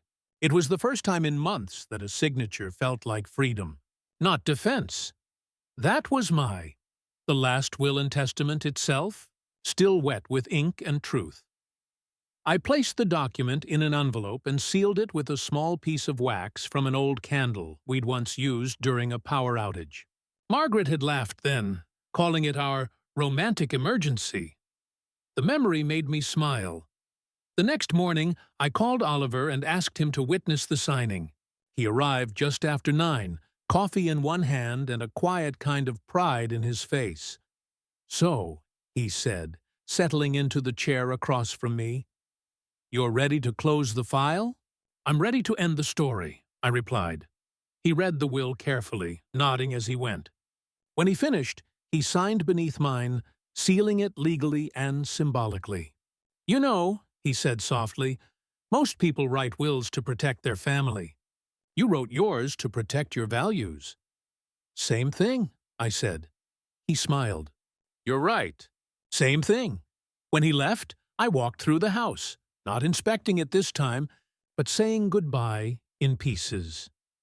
The kitchen still smelled faintly of coffee and dusted flour, the remnants of mornings with Margaret. The living room carried echoes of Daniel's laughter when he was small, back when life was simple and pure, and the study, that sacred place of letters, evidence, and blueprints, felt alive, almost breathing. I knelt down, opened the hidden compartment under the floorboard one last time, and placed the envelope inside. Beside Margaret's letter and the blueprint clause that had saved everything, 3 documents: love, law, and legacy, locked together forever. Then I closed it gently, the wood sliding into place with a soft, final click. Outside, Anna waved from across the fence. She'd heard somehow. Small towns always know when endings are being written. She crossed the lawn and handed me a paper bag filled with scones. "For the next chapter," she said. I smiled. "There might not be one." "Oh, Edward," she said kindly, "there's always a next chapter. It just might not be written by you." We drank tea on the porch until the sun began to set, talking about nothing and everything. When she left, the house was golden with evening light, warm, forgiving, almost eternal. Before bed, I opened my notebook and wrote a single line at the bottom of the last page. "A home isn't something you keep. It's something you leave right." Then I turned off the light.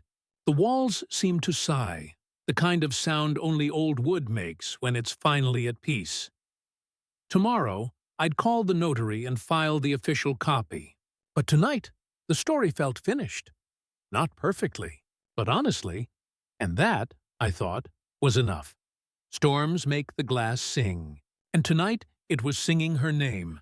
If you're watching this, tell me, what kind of weather makes you remember the people you've lost?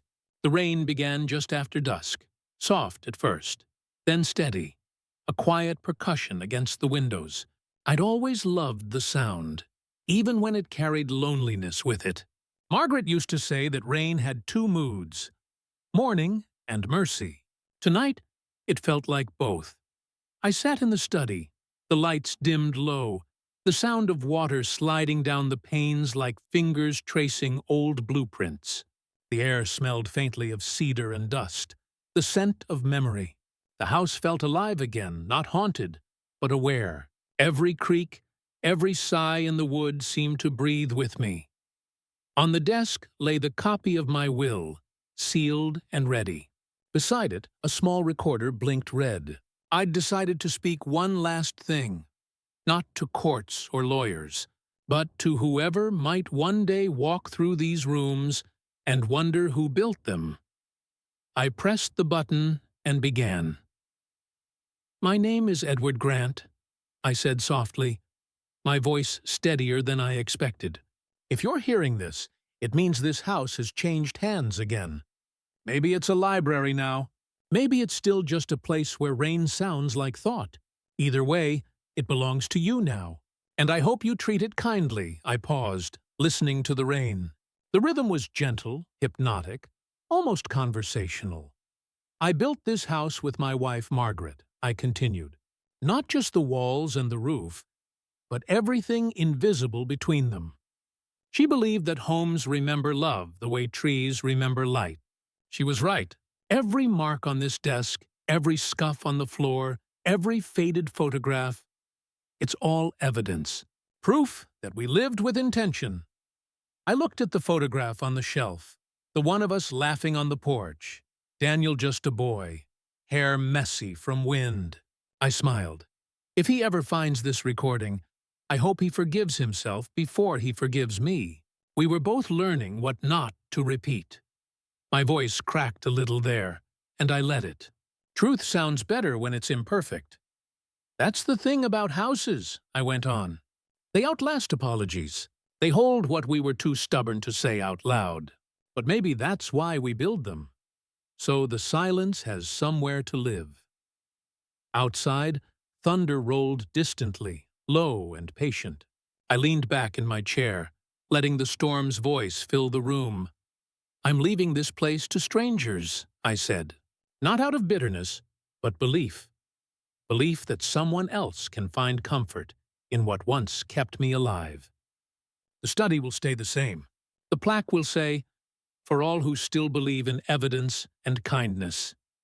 That's what I want remembered. I stopped the recorder, sat still for a moment, then pressed play again, listening to my own voice loop back through the room. It sounded older than I felt, but honest. That was enough. That was the audio transcript, printed and signed, a conversation with the future that didn't need an answer. Teed, slipped the recorder into a small envelope labeled "Final Recording, to be opened upon transfer." Then I placed it beside Margaret's letter and the blueprint in the hidden compartment, closing the floorboard gently. As I stood, lightning flashed outside, illuminating the window for a heartbeat, the glass shimmering with silver streaks. The reflection startled me. For a moment, I saw her there. Margaret, sitting in her usual chair, smiling the same calm smile she'd worn the night before our wedding. Then the light faded, and she was gone again. I exhaled slowly. "You were right, love," I whispered. "We built something that outlived us." When the rain softened, I poured myself a small glass of whiskey and watched the drops slide down the pane, each one tracing its own path, like years falling backward. From the porch, I could see the neighborhood glistening, driveways shimmering like mirrors, roofs reflecting pale moonlight. Anna's porch light glowed warm across the hedge, a silent reminder that someone still looked out for me. Even now, I raised the glass toward the window and murmured, "To patience, to truth, and to the kind of mercy that doesn't make headlines." The thunder rolled one last time, softer now, like applause heard from another room.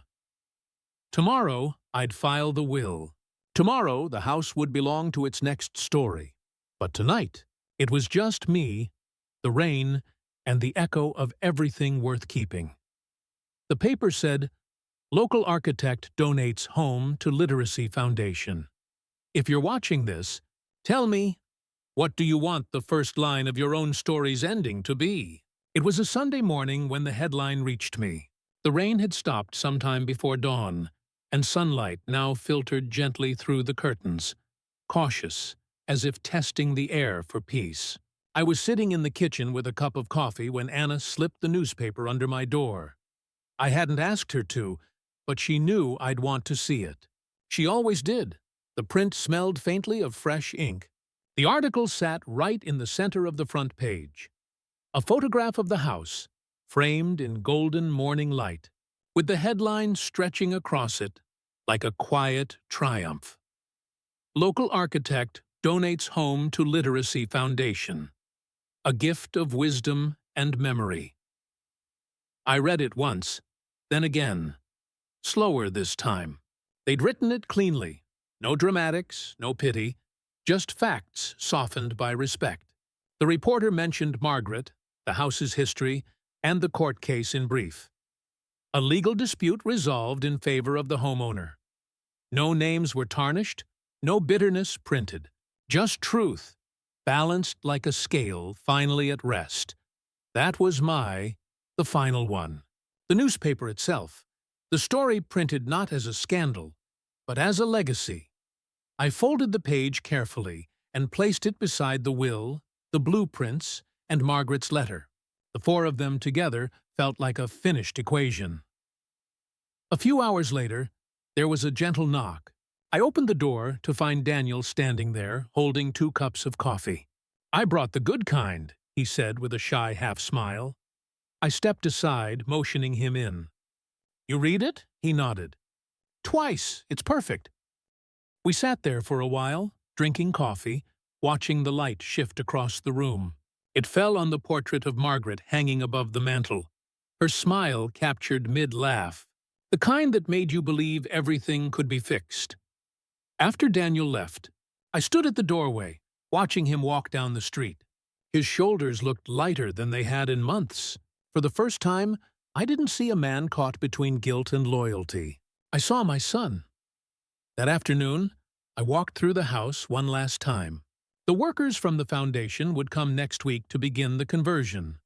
Shelves where furniture had been, reading tables where the dining set once stood.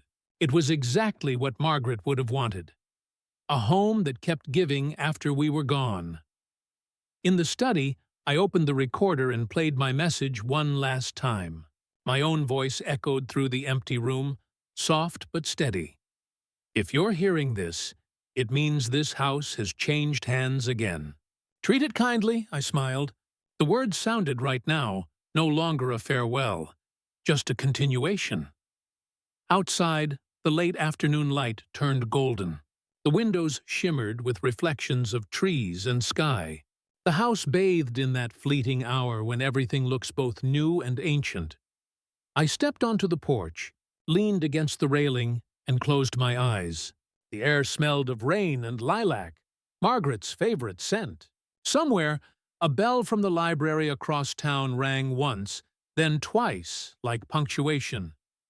The story was finished, but not ended. A home once nearly stolen was now open to everyone. A man once betrayed had chosen mercy. A letter written in love had become law. And I, Edward Grant, architect, husband, father, was finally just home.